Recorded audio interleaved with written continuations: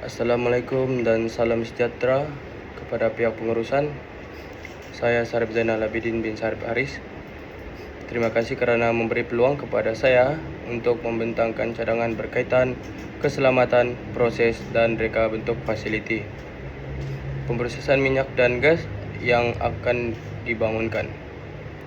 Dalam pembentangan ini, saya ingin menerangkan satu isu utama keselamatan proses serta cadangan penyelesaian yang boleh membantu mengurangkan risiko sejak awal peringkat reka bentuk.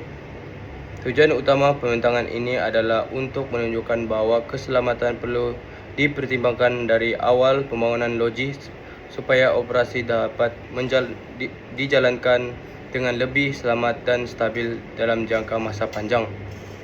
Fasiliti prosesan minyak dan gas mengandalkan bahan hidrokarbon yang mudah terbakar dan dalam sesetengah keadaan juga melibatkan gas berbahaya seperti hidrogen sulfida. Proses di dalam loji ini biasanya melibatkan pemisahan minyak, gas dan air, pemampatan gas serta rawatan gas sebelum dihantar ke sistem penghantaran seterusnya. Kebanyakan proses ini beroperasi pada tekanan yang tinggi dan melibatkan sejumlah besar bahan mudah terbakar. Oleh itu, jika berlakunya kebocoran atau kegagalan peralatan, risiko kemalangan boleh menjadi sangat serius. Salah satu bahaya utama yang perlu diberi perhatian ialah letupan awan uap hidrokarbon. Keadaan ini boleh berlaku apabila gas hidrogen terlepas ke persitaran akibat kebocoran pipe, kegagalan peralatan atau kerosakan sambungan. Jika gas tersebut bercampur dengan udara dan berada dalam julat mudah terbakar, ia boleh menghasilkan awan uap yang berbahaya. Sekiranya terdapat sumber pencucuhan seperti percikan elektrik atau permukaan panas, peralatan letupan boleh berlaku dengan sangat cepat.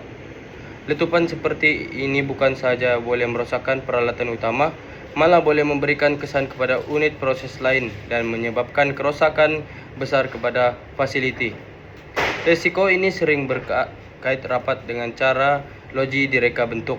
Jika sistem beroperasi pada tekanan yang terlalu tinggi atau menyimpan jumlah hidrokarbon yang terlalu banyak pada satu masa, impak kebocoran boleh menjadi lebih besar. Begitu juga jika susun atur loji terlalu padat dan jarak antara peralatan terlalu dekat, satu kegagalan boleh menyebabkan kesan berantai kepada peralatan lain. Oleh itu, keputusan yang dibuat semasa peringkat reka bentuk sangat penting dalam menentukan tahap keselamatan fasiliti tersebut. Bagi mengurangkan risiko, pendekatan yang dicadangkan ialah menggunakan prinsip keselamatan intrinsik dalam reka bentuk loji. Prinsip ini bermaksud kita cuba mengurangkan bahaya sejak awal, bukan hanya bergantung kepada sistem kecemasan selepas loji dibina. Salah satu langkah boleh diambil ialah mengurangkan jumlah bahan mudah terbakar yang disimpan dalam sistem pada satu masa. Dengan mengurangkan inventory hidrokarbon, tenaga yang boleh menyebabkan letupan juga akan menjadi lebih rendah sekiranya berlaku kebocoran. Selain itu, operasi loji juga boleh direka supaya berjalan pada tekanan yang lebih selamat.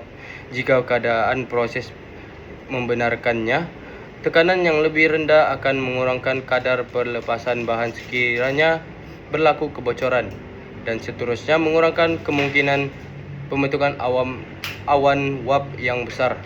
Reka bentuk sistem pipe juga perlu dibuat dengan lebih ringkas bagi mengurangkan bilangan sambungan yang berpotensi menjadi titik kebocoran gas.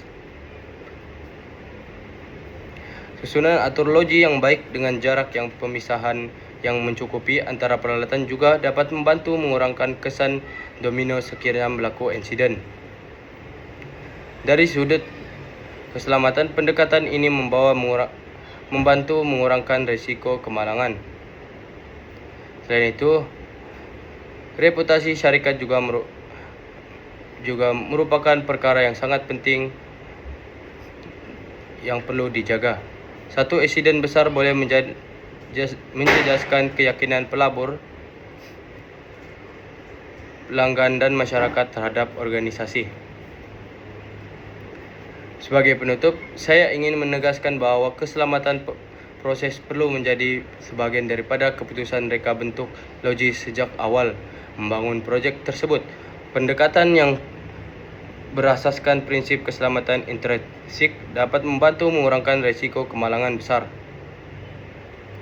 Oleh itu, saya mencadangkan agar kita sebagai pihak pengurusan memberikan sokongan kepada pendekatan reka bentuk yang menekankan keselamatan sejak peringkat awal ini.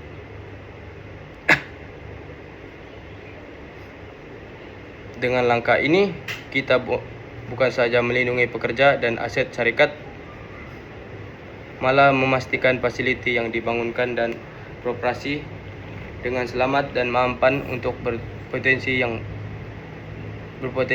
dengan masa jangka panjang. Terima kasih.